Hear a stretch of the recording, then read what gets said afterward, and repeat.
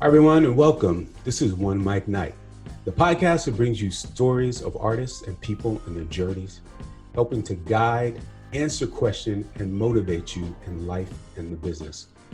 My name is MarcosLuis, and I want to thank you for joining me for this episode. Please, and if you haven't already, subscribe. You can find this podcast wherever you download podcasts and music, and share. These stories are inspirational and they will definitely help you through life. Today I'm excited. My guest is a man. His name is Ibrahim Saddiq, aka Poet. He's a lyricist, he's an MC, he's a poet, definitely a wordsmith, and he freestyles like crazy. Please welcome Poet to the mic, OneMicNite. How you doing, man? Yeah, I'm glad to be here, man. I appreciate the opportunity. Good. Thank you for taking the time out. Absolutely. So I want to get right into it. Okay. Who is Ibrahim Saddiq? Who are you? I guess to put it simply, I'm an artist, an activist, an educator. I just like to create. I've always liked to just create things that as a youngin', and got into art kind of like in my teenage years as a way to kind of deal with thoughts and emotions and kind of things I was going through, and I kind of built on from there and started using my art as a vehicle for activism and social change. And so I like I said, just put it in a nutshell, I'm an artist, I'm an activist, I'm an educator. I try to use my words to help others. I try to use my words to address issues in the world that may bother me, things that I may want to change, or things I may want to highlight, or whatever the case may be. But, yeah. Where did you grow up? I grew up in Westchester County. Well, I'm originally I was born in Rockland County. That's a little upstate New York, not too far, about maybe an hour outside the city. But I lived there until I was 12. Okay. When I was 12, I ended up moving to Peekskill, New York, and I went to middle school and high school there. Around the time I was about 18 years old, about 17, 18, I ended up had a little friction in my household. It really wasn't too much with my mother, it was with my stepfather. My mom had remarried when I was 12, that's why we ended up moving to Peekskill. And ever since we met, kind of had a little friction. So I left home around 17, 18. For about a year or so, I went back to Rockland County, staying with my grandmother for about a year. And then when I was like at 19, I just kind of went out on my own. I went down, moved to the city, to the Bronx, to kind of follow my art, and ever since 19, I've been living in New York City, in the Bronx mostly. Do you feel like that's where the art came from? Do you feel like the writing and the poetry came from, the childhood, from the friction, from like a getaway? Yeah, absolutely. Yeah. I mean, what initially started me writing, because the first poem I ever written on my own was when I was 15. Like, I've written poems in school, you have to write for assignments and stuff like that. Yeah. But the first time I ever sat down on my own, I was 15. And the reason I did that was my father had just recently passed. And I was just sitting in my room, just thinking about his death, thinking about his life, thinking about life in general, death in general. And I didn't even initially have the thought of writing a poem. I was just writing down some questions, and I realized that I think it was the first two lines that I wrote, two questions that had rhymed. And I was like, oh, you know what I'm saying? That was funny. So I tried to keep that up with all the questions I was answering, try to have it rhyme. And it had its first piece called Questions, and it's just about me questioning life, questioning death. What is the purpose of it? And all these things that was just running through my head at the time. And I realized it was a way for me to organize my thoughts, get them on paper. And so from like age 15 to 18, 19, I would write poems every here and there whenever I just had the spark of inspiration, or had something I was trying to figure out or get down or whatnot, Right. That's interesting, because a lot of the great people come out of the Bronx and that, upper New York. Yeah. That's where hip hop started. That's where street art started. You know what I mean? Like, great people come out of there. Do you feel like the inspiration also came from just the neighborhood, the surroundings? Yes, absolutely. Because that's the whole reason why I initially came to the city. Because before I even started, when I started writing poetry, I didn't even know what spoken word is. A spoken word scene, performance poetry. I knew nothing about that. Right. I just writing poetry, and my whole idea of poetry was the old school poetry readings, if you're reading from books and stuff like that. So how I actually got introduced to the whole poetry scene was, like I said, from age 15 to 18, I was writing poems here and there, whatnot.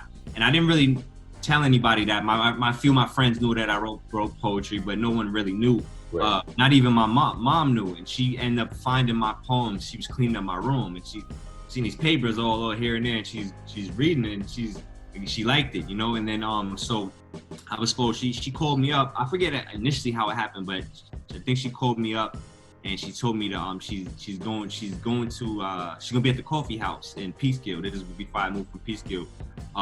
And she was like, come hang out with me. You know what I'm saying? So I get down there, and this guy's setting up a little mic and stuff like that. I'm like, what's going on here tonight? And she was like, oh, it's an open mic. I'm like, oh, okay. She was like, yeah, you should get on. I was like, nah. She's like, I already signed you up. I was like, what? You signed me? I'm like, what you doing? I'm like, I don't even have my poems. I don't have nothing. Wow. I don't remember. At this time, I didn't memorize anything. I'm like, I don't have my poems. She's like, don't worry. She goes down and picks up a little folder, and she had all my poems that she got from the house. She's like, I like this one, I like this one, I like this one. She was like, I'm like, yo. So she basically forced me to get up there and go ahead and perform. You know, I was nervous, I was shaking. I like that. So I performed. I guess they liked the poems that I did, and a couple people came up to me after, and he was like, hey, did you ever hear about the New York Poetry Cafe? And I was like, nah, I don't know what that is. And he was like, yeah, it's in the city, you should check it out. And my mom knew about it because when she was in college, she had to do a report on something. She ended up going there for an event, and she'd been there, so she told me all about it.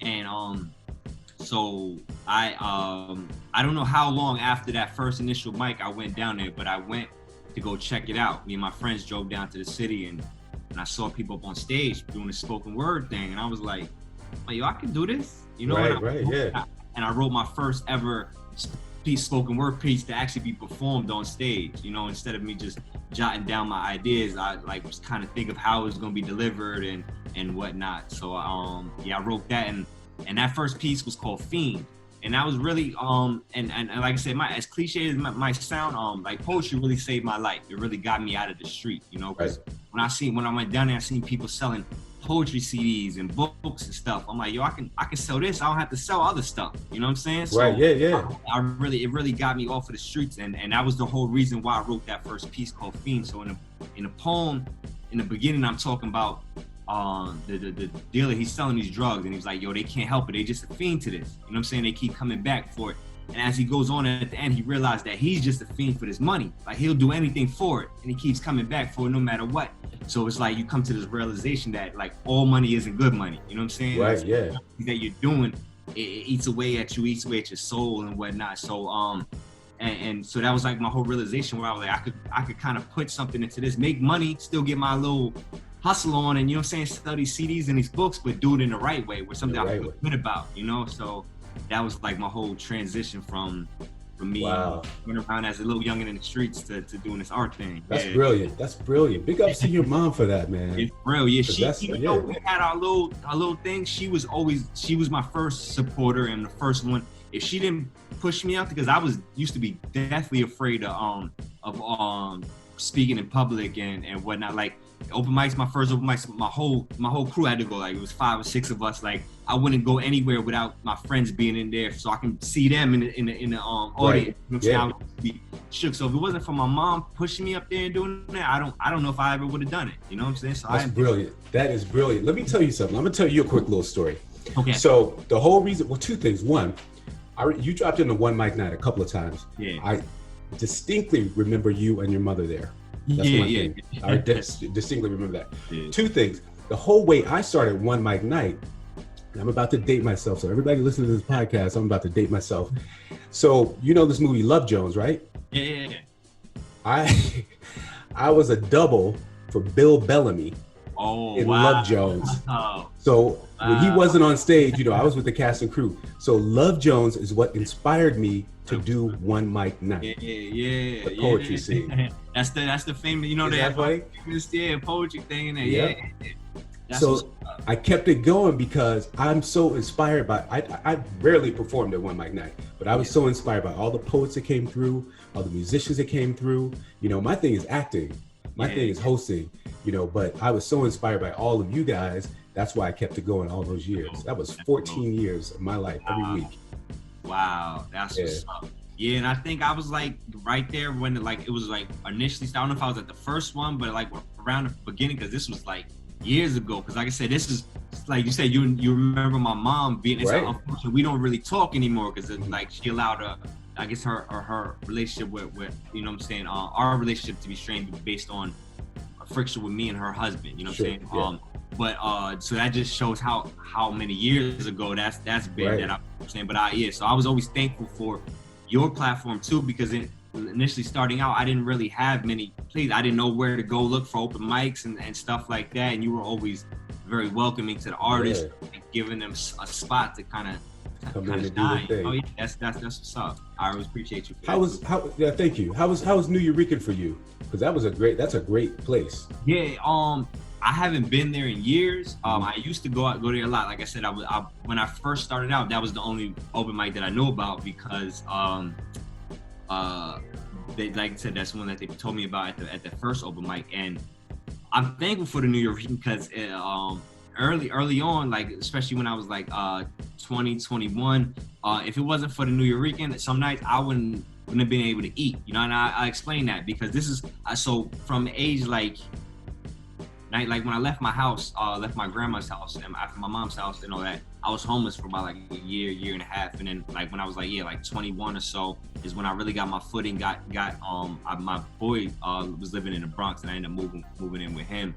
And the New Eurekan I would go, I think it was I forget what nights, but every night they had a spoken word poetry night. Right. I had my first CD I had was called Based on a True Story, right? And it was basically I took like instrumentals, hip hop instrumentals, and I would record my poems over them. Like Jay-Z had a song called Song Cry, you know, so I did Poem Cry over that, you know, and a bunch of different ones I did. So I put that. My boy had a home studio, recorded it there, packaged it up, and then I would go perform at the open mics. I would get there early, sign up first, and perform. Because they at the New Eurekan, they would wait till there's a little bit of crowd, so you wouldn't perform in front of an empty crowd. So I get there first. I know I would be performing. I'll still be performing in front of people. Get there try to put my heart out into the performance, and then let everybody know, look, I got CDs. I'll be outside, this and that, donations, whatever you got, and I perform first, and for the whole rest of the show, stand right out in front of the exit door with my CDs and sell those. And that's the only way I had income. The only way I was eating dinner that night. Right. The only way at the end of the month I was making rent because me and my boy we was splitting the rent. You know what I'm saying? So I'm very thankful for the New Eurekan early on. And, as I got started to get better and I guess get more recognition and stuff, I started to because how I found out about other shows at the New Eurekan, somebody like, oh, you know about this open mic, and I'll go to the open mic, somebody, hey, you want to do a feature here, you know what I'm saying, and then they're talking about another spot, and I would learn about it, you know what I'm saying, just by networking and whatnot. But initially the New Eurekan was that first spot, and that was like, all right, that's where I got to get these CDs off because I don't know about any other place around here, you know what I'm saying. So yeah, I love the New Eurekan early on. I kind of like fell away from it. I own it. A lot of things changed over the years with how things are, and it wasn't always the same to me. And then also, like I said, I was doing so many other shows, I didn't always get a chance to go back there. So it's been years since I've been there. But initially, that was the main spot for me.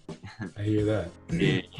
So you talked about being homeless. What was the dark times like for you, and how did you kind of pull yourself up?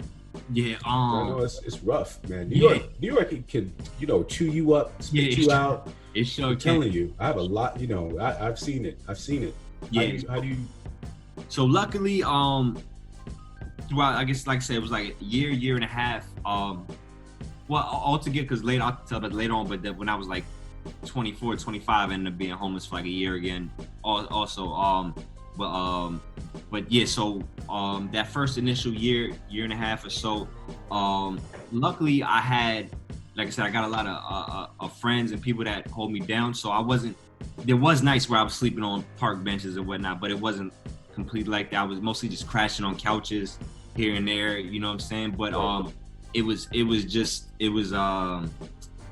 I don't know, because there was I didn't see an end to it. I didn't know how I was really going to get my footing under me and whatnot. And at one point I was ended up going to go to move to Florida at one point. So I was, cause my homegirl, she had just moved down there. She was in college, and her second, third year of college, she ended up getting an apartment down there. She had a bunch of space. She's like, come down. She's working for the radio down there. She knew I was getting into my art and stuff like that. So she's like, we'll figure it out. She's like, I don't know too much about spoken word poetry, but there's some open mics down here. There's some stuff. We'll figure it out. So I was like, that was like my only option. Other than that, my grandma was living in North Carolina, and that's my dad's mom. That's one that was like my best friend. She just recently passed last year, but she was like, I could always come down there and stay. But she lived in a small town. There was really nothing there. And so just after, sleeping on couch to couch here and really get not wearing out my welcome at any place, but just really feeling a way about, just not having my own.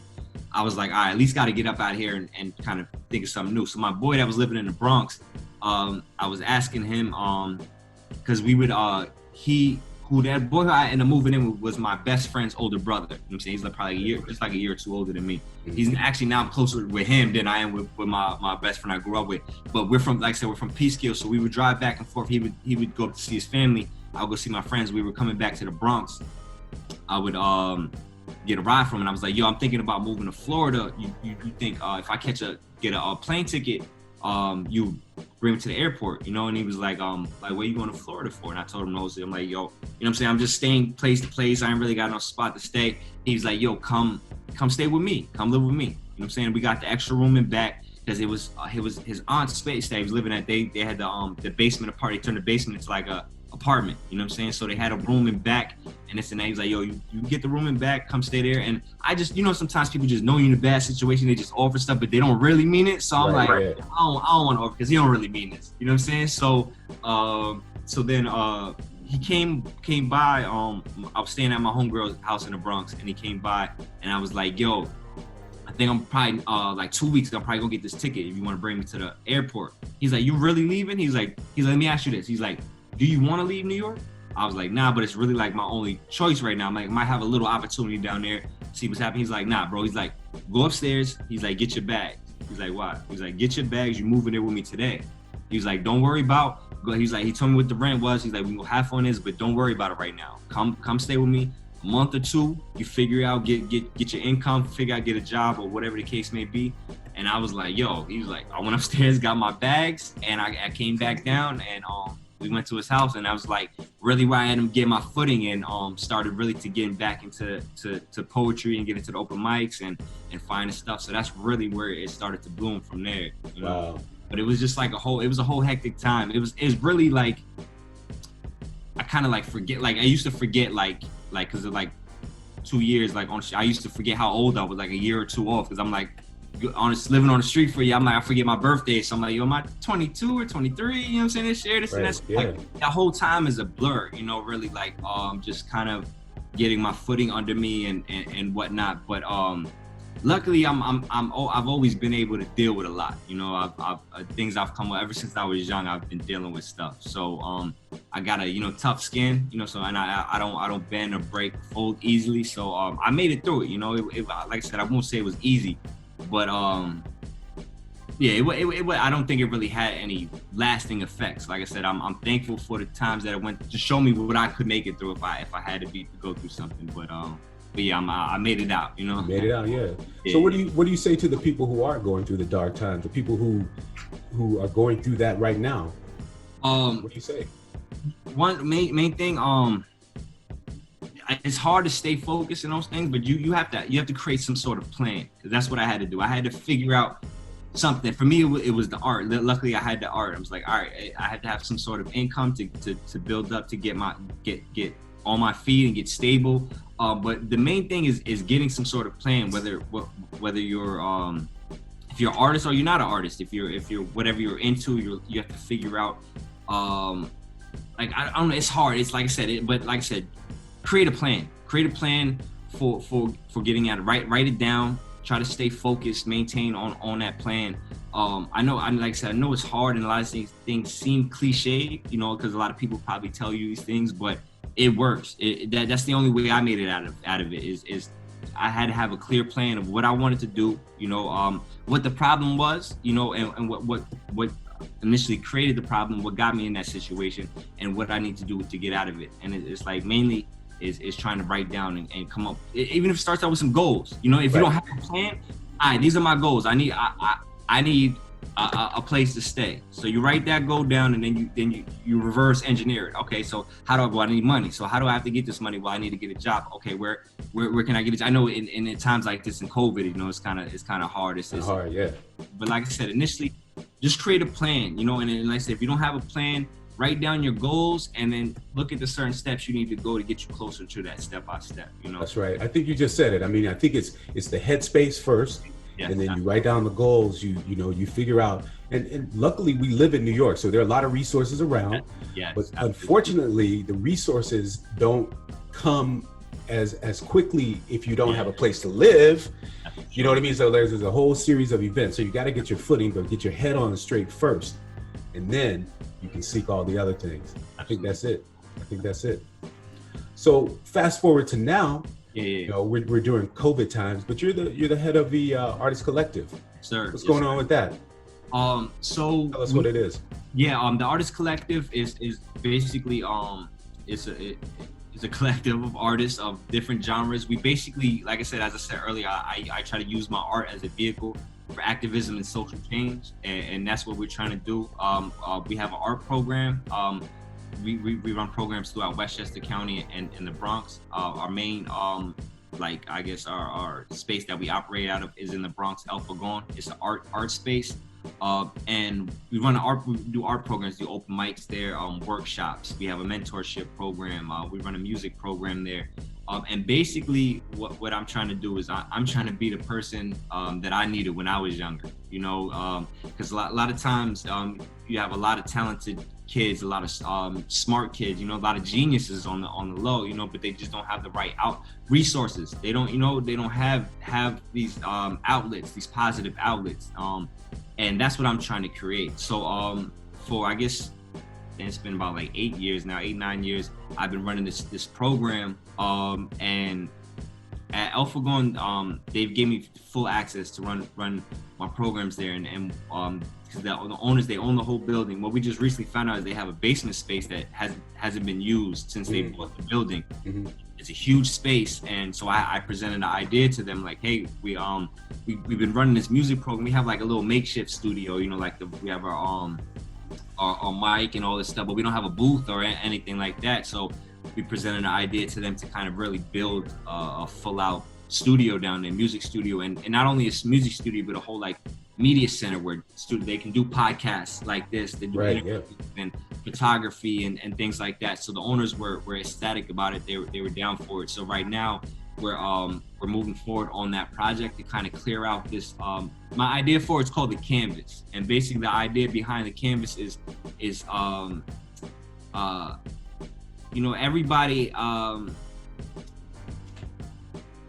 everybody can paint a masterpiece, or create this art piece given the right resources. You know what I'm saying? And life is a blank canvas. You know what I'm saying? Like I said, all you need is the right tools and whatnot to create this piece. So we want to create this space, this resource space, a sort of a hub where students can come and have creative outlets. And because like I said, a lot of times, I didn't mention this before, but my 3 best friends, right, between the 3 of them, before they were even 30 years old, the 3 of them combined had spent nearly 20 years in jail.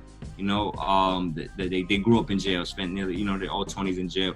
And it was because we didn't have those positive outlets. We were growing up, and a lot of times, especially young boys, they get into a lot of negative things. There's just a way to kind of consume time and stuff like that. So what I want to do is I want to create this space for kids like that, like me and my friends were, where we have this positive space for them to have this outlet, and they don't end up in the streets and whatnot. Because I didn't, like I said, I mentioned this before earlier, I also, aside from running the Artist Collective, the art program, the free art project, I work in the jails. So I work in Rikers, I work in Horizons, Children's Village, and other, I work with adolescents and youth. And teaching poetry and workshops and whatnot. And what I'm trying to do is create a space for them once they're released from these facilities to come home to a creative space, because reasons why they're in these spaces a lot of times because they didn't have spaces like this. And then when they go home from these facilities, a lot of times they're going back into the same environments that got them in trouble in the first place. You know, so they need something different.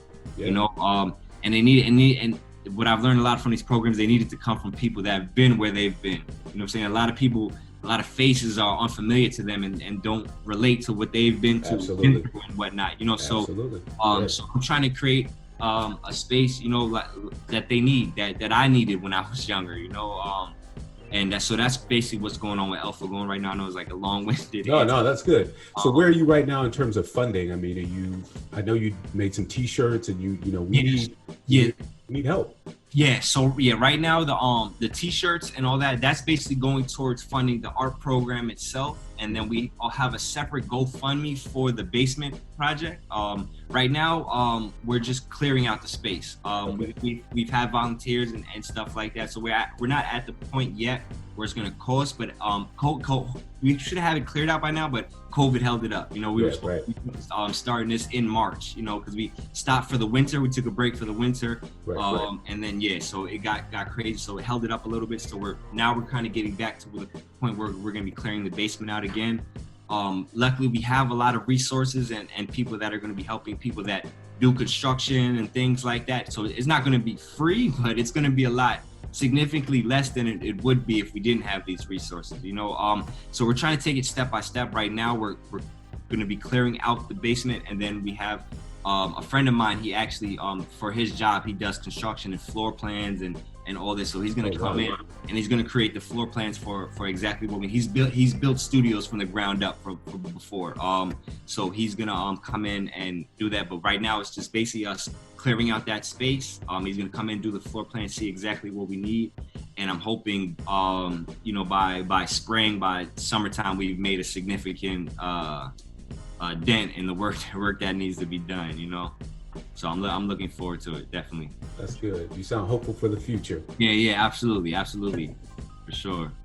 So talk to me about your poetry, your music. Are you putting out anything? I know you've got a couple of albums out. Yeah, so I'm working on another album. It's taking a little longer because I've actually so I'm still doing the poetry thing. I just released a book actually. I think I have it right here out. Something light.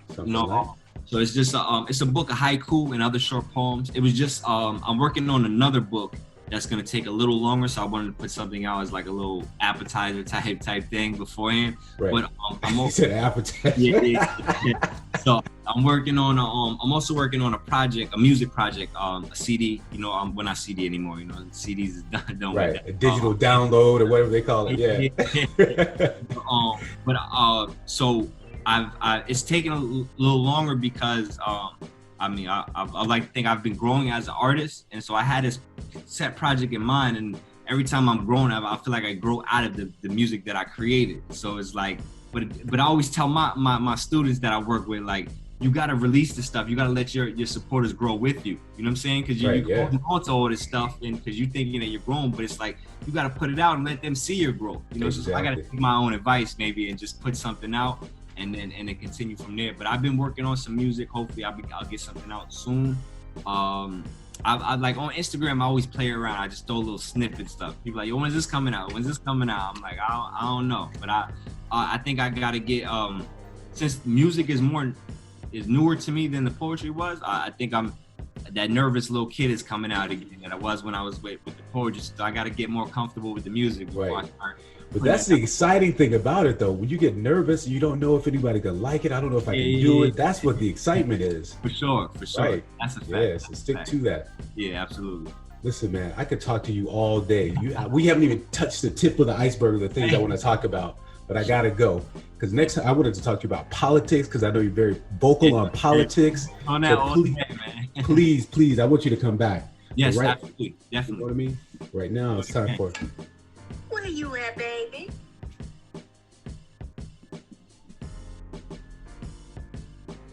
Baby, where you at? That's my mom, and she wants to know where we can find you on social media. Okay. I like that. That's dope. So yes, if you're on Instagram, at aka poet. Facebook, it's just my name, Ibrahim Saddiq, and it's probably hard to spell, but it'll be in the title of this, I'm sure, you know, or at the Artist Collective is our art page on Facebook as well. You can, if you want to email me and find more about my programming and things that we do or my performances, iHeartFreeArt@gmail.com. And we also have a website. It's a little basic right now. I'm working on getting it expanded, but it's theartistcollective.us. So yeah, check us out. Yeah, that's basically all my social media right there. All right, man. Come on, please, everybody support aka Poet Ibrahim Saddiq. Support artistcollective.us. Oh, man. Thank you for spending some time here and letting everybody know you definitely got OneMicNite support. We're going to talk outside of this too. Yes. This is OneMicNite, the podcast. Please make sure you download all the episodes of OneMicNite podcast. I want to thank you for everybody who's been joining in, listening to these stories, sharing the stories. You can follow us on all social media at OneMicNite. OneMicNite is spelled OneMicNite. And you can follow me at MarcosLuis, MarcosLuis on every platform. Thank you so much for joining me this time at OneMicNite, the podcast. See you next time. Yo, man. Yeah, appreciate Doing it. big things. Doing big things. Trying. I got so many things running around in my head. I want to shoot a documentary, like a short documentary on you. Okay, yeah. I would love to. Definitely. You know, that's what I do. I'm a filmmaker too. Wow, okay. So, yeah, let's talk. But definitely, I mean, if you need some help, OneMicNite, I mean, maybe I can make a donation to you and like help you out because, yeah, what you're doing is big, man. This is what we need. This is what we need.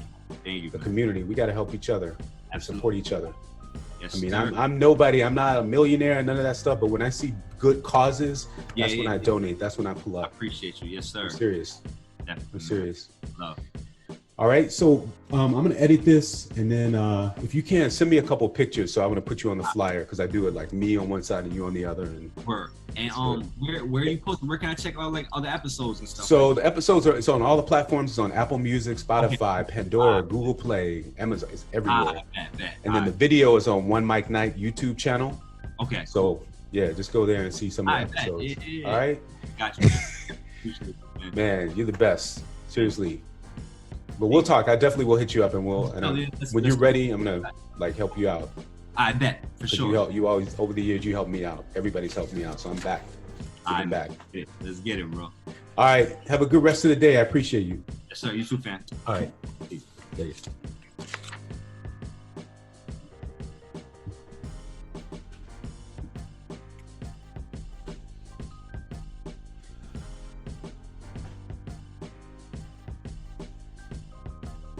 Make sure you check out Ibrahim Saddiq and Alpha and Artist Collective. He's doing big things, man. And take the inspiration from him. You can have dark times and you pull yourself up and you can be the light for somebody else. Remember that. The days get better. This is Marcos Luis. This is OneMicNite, the podcast. Thank you all for watching. Thank you all for joining. Check this episode on YouTube at OneMicNite and share it. Share the video. I appreciate you.